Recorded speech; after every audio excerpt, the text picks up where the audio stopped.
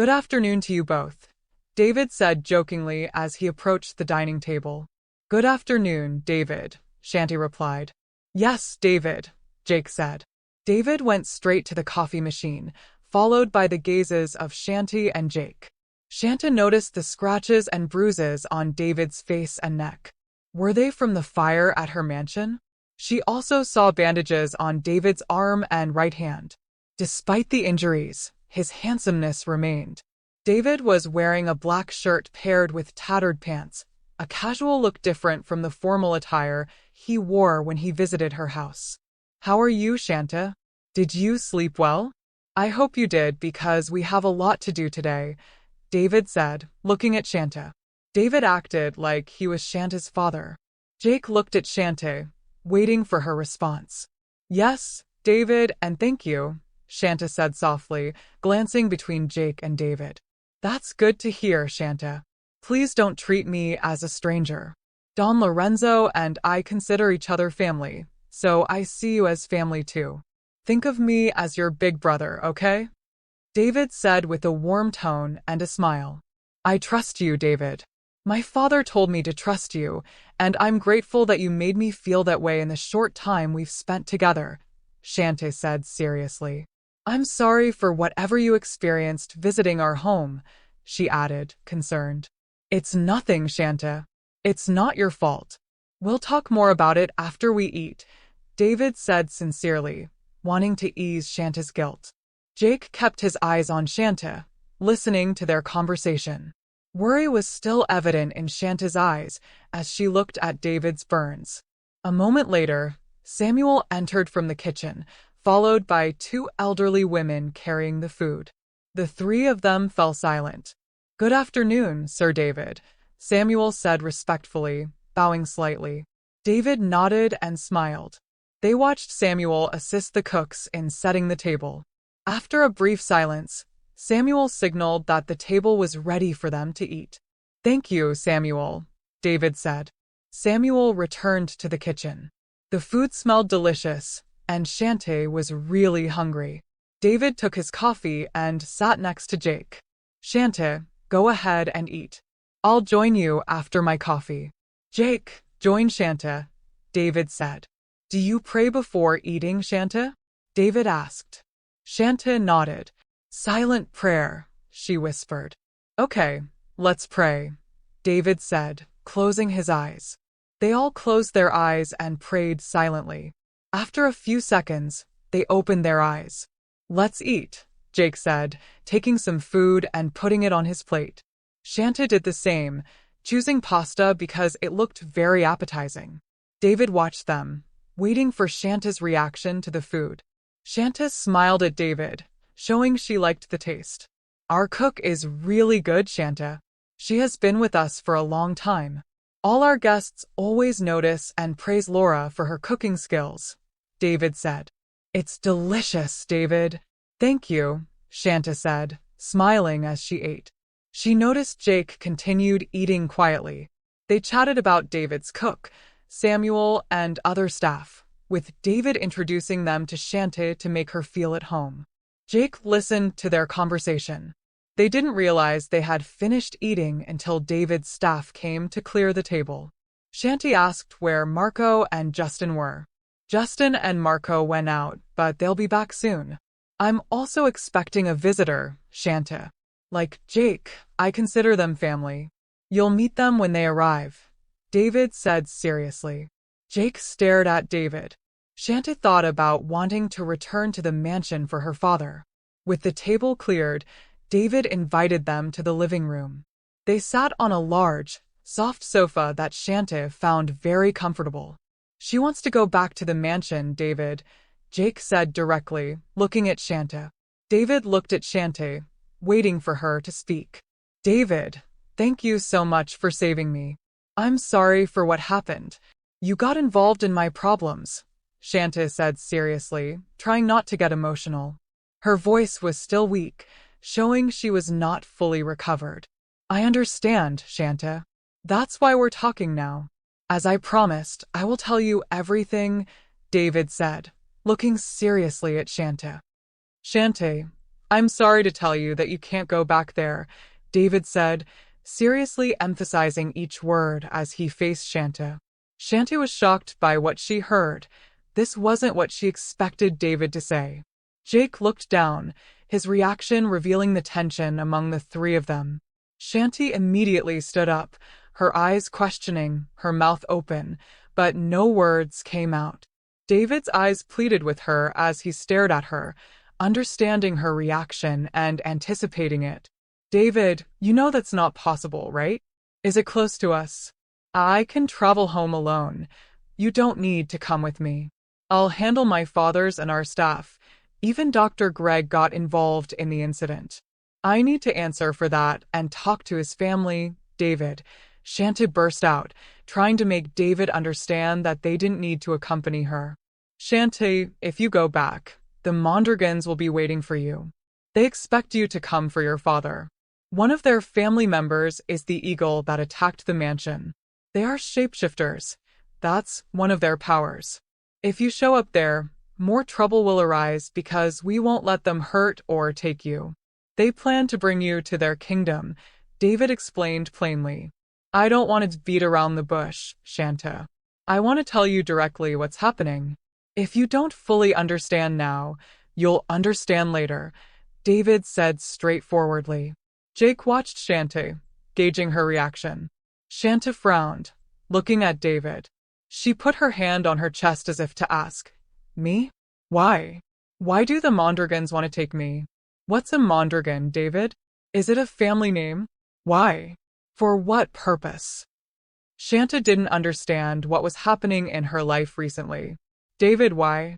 Does our family have a grudge against them? What about my father, David? I can't leave him there. I can't abandon him at his final resting place, Chanty pleaded, her voice desperate, her face begging, on the verge of tears. She couldn't think of how to handle her loved ones' bodies if she didn't do it herself. Why did I end up in this situation? I never asked for this kind of life. Chanty burst out, sobbing. And now I can't do the things I need to do on my own? It's my responsibility to take care of my father's body and see him one last time. Is that so hard to understand? I don't understand what my family did wrong to the Mondragons. Her voice pleaded, how can she understand things that are so hard to accept? David listened seriously to Chanty's pleas. That's why we're here, Chanty. We'll take care of everything at the mansion and your vineyard. Your father and I discussed these plans before going to the mansion. What happened to Don Lorenzo was no accident. We saved him from an eagle attack at the vineyard. They found your location, and now they're making moves to capture you, David explained, making sure Chanty understood each word. No, David, no matter what you say, you will never understand because you haven't experienced what I have.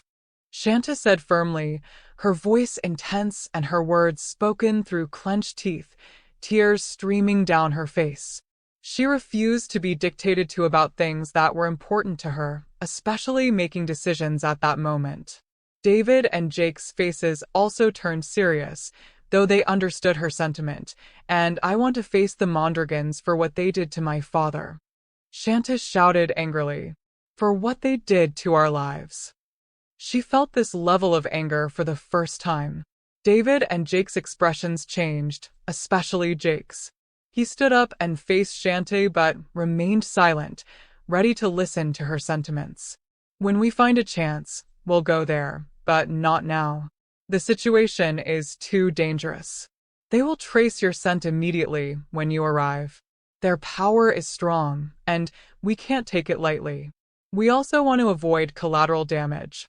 They don't care how many get hurt when they attack. So for now, I don't expect you to understand fully. I just want your safety and the safety of many others, David added, his eyes pleading for understanding. Chanty's voice slightly calmed as she tried not to become hysterical in front of these two men, knowing that David wasn't her enemy.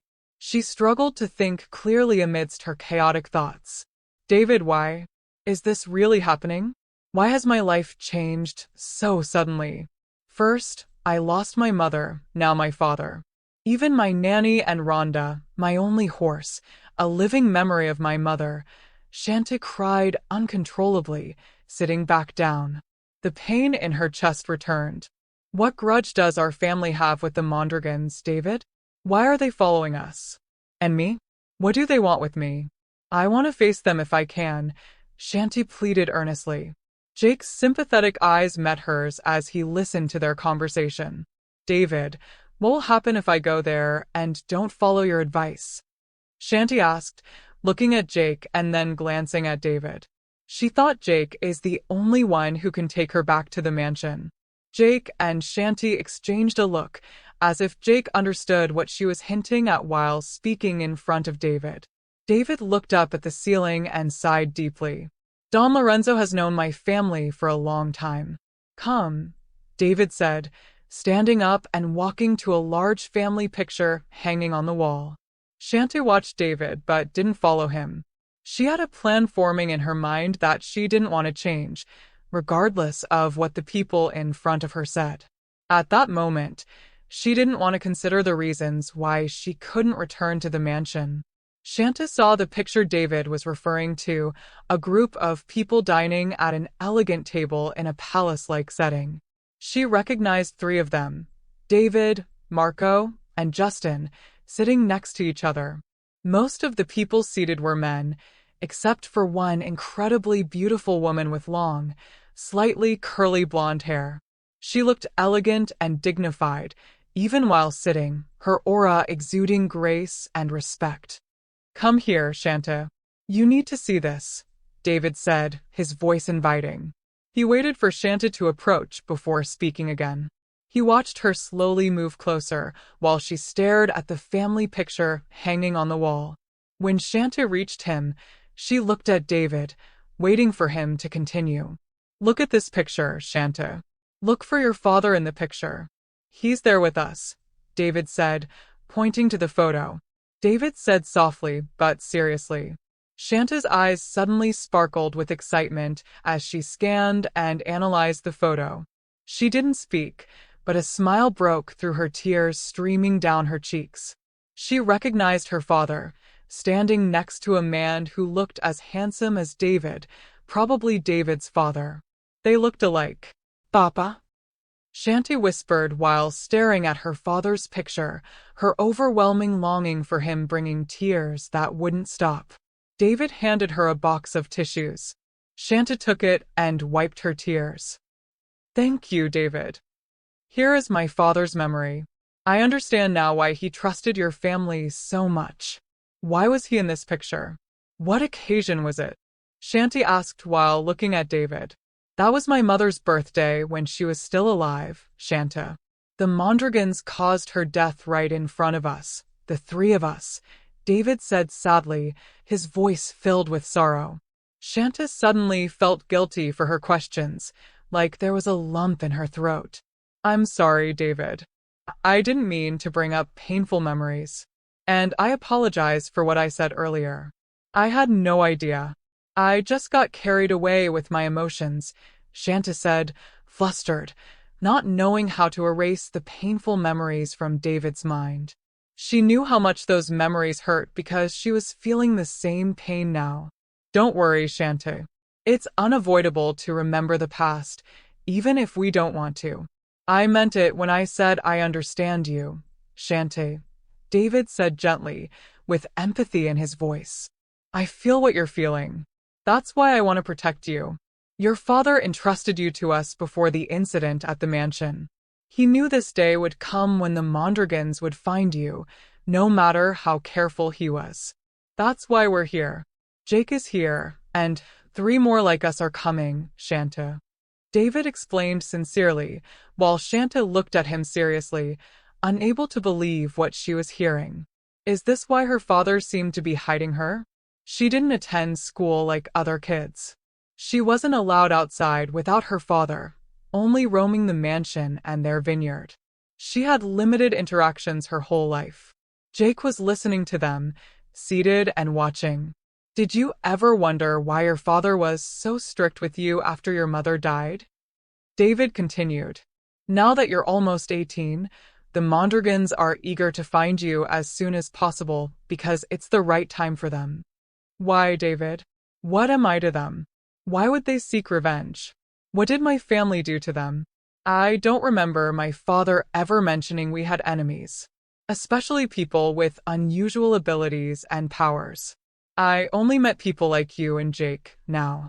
Do you have powers like Jake? Shanta's eyes questioned as much as her voice. I never thought creatures like the eagle that destroyed our property and caused my family's loss existed, she said, trying not to cry again. Both Jake and I have powers, Shanta. We are not ordinary people. We have missions to complete, and one of them is to keep you safe and prevent the Mondragons from capturing you, David said directly, looking into Shanta's eyes, hoping she would understand.